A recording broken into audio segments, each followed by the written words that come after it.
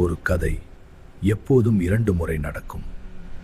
ஒரு முறை உண்மையில், மறுமுறை வரலாற்றில்.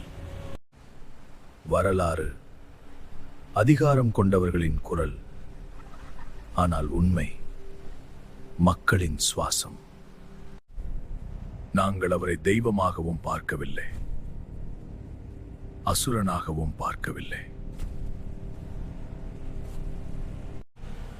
அந்த ஒரு காரணத்திற்காக, அந்த ஒரே நியாயத்திற்காக நாங்கள் அவரை அரசன் என்று அழைத்தோம். அதிகாரம் பேசும் இடத்தில் அமைதிதான் ஆபத்து.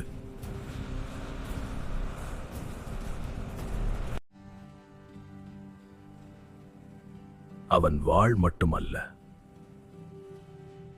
வீணையும் பிடித்தவன். அவன் தலை வணங்காதது பாவமாக மாற்றப்பட்டது.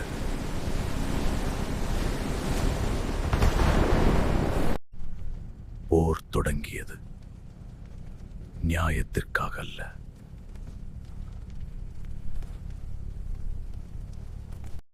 அவன் விழுந்த நாளில் ஒரு அரசன் அல்ல, ஒரு உண்மைதான் எரிக்கப்பட்டது.